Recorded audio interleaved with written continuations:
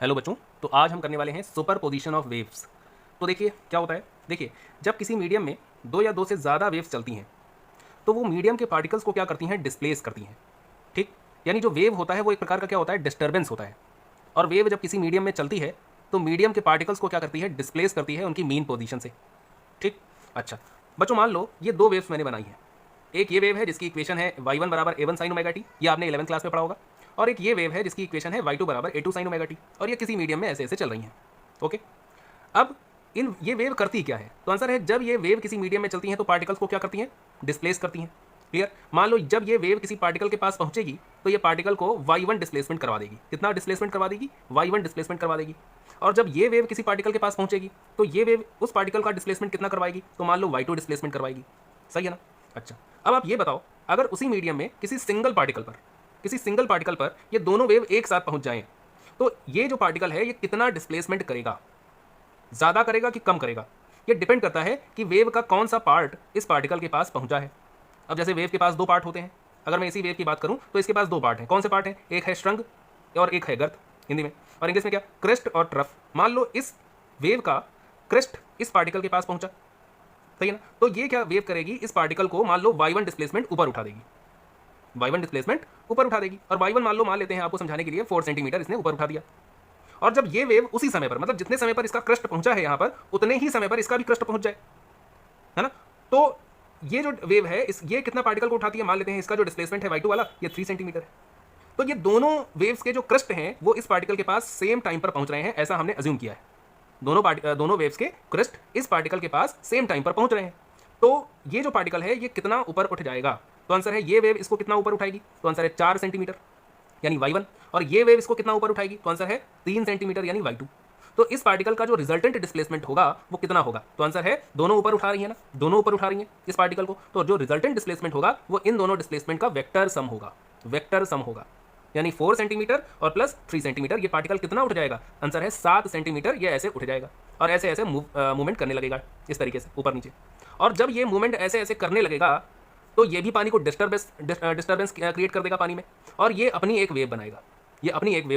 और ये जो वेव होगी, जो ये पार्टिकल बनाएगा, इस वेव को हम बोलेंगे रिजल्टेंट वेव। और यहाँ पर जो वेव बनेगी, नई वेव जिसको हम रिजल्टेंट वेव कहेंगे, वो क्या है, वो इन दोनों का सुपर पोजिशन है।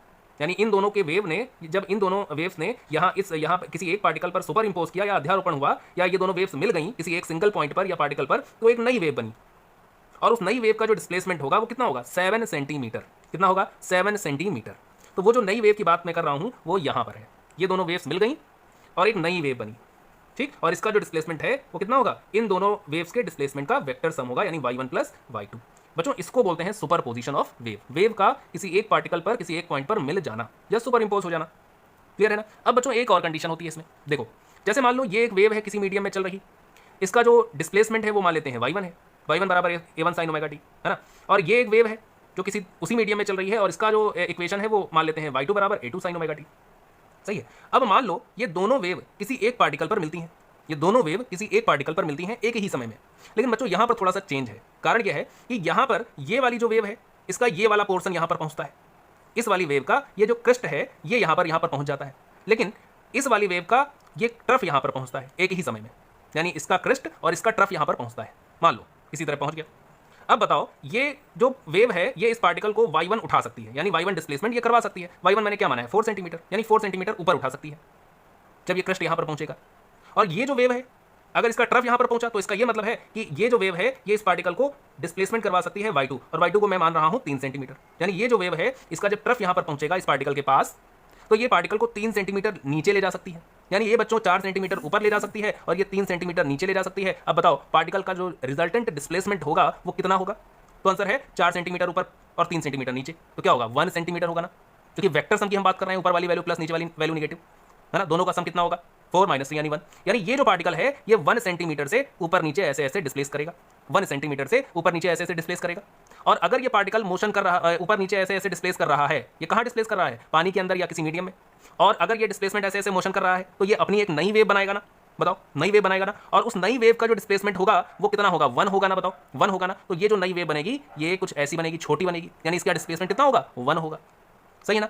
और बच्चों अगर मान लो ये भी ये जो वेव है इसका जो डिस्प्लेसमेंट है ये मान लेते हैं 4 है, और इसका भी डिस्प्लेसमेंट मान लेते हैं 4 है, और इसका क्रेस्ट और इसका ट्रफ जब यहाँ पर पहुंचेगा इस पार्टिकल के पास, है ना, तो ये कितना ऊपर उठा सकती है इसको 4 सेंटीमीटर, और ये भी कितना नीचे दबा सकती है इसको 4 सेंटीमीटर, क्योंकि इसका ट्रफ पहुंच रहा है ना यहाँ पर, तो ये नीचे दबाएगी, इसका क्रेस्ट पहुंच रहा है तो ये ऊपर दबाएगी, सही ना। तो रिजल्टेंट डिस्प्लेसमेंट अब कितना हो गया इस पार्टिकल का बताओ, तो आंसर है 4 सेंटीमीटर ऊपर 4 सेंटीमीटर नीचे, नीचे वाले को माइनस ऊपर वाले को प्लस, तो रिजल्टेंट डिस्प्लेसमेंट कितना होगा, तो आंसर है 0। तो यहां पर इस कंडीशन में जो वेव बनेगी वो ऐसी बनेगी, ऐसी बनेगी, सही है ना। तो इसको बोलते हैं superposition principle of two waves, ठीक, कि वेव क्या करती हैं, सुपर इंपोज करती हैं, यानी मिल जाती हैं, और वो क्रेस्ट टू क्रेस्ट भी मिल सकती हैं, और क्रेस्ट टू ट्रफ भी मिल सकती हैं, और ट्रफ टू ट्रफ भी मिल सकती हैं। क्लियर है, इसको बोलते हैं सुपरपोजिशन प्रिंसिपल, ठीक। तो जो रिजल्टेंट वेव होगा या जो रिजल्टेंट डिस्प्लेसमेंट होगा वो इस फॉर्मूले से दिया जाएगा, यानी vector sum of individual displacement of each wave, ठीक। This is what superposition of wave, और यहां से आप अपनी डेफिनेशन लिख सकते हो। क्लियर है ना, जो मैंने समझाया वही सब ये लिखा हुआ है। क्लियर, चलिए धन्यवाद।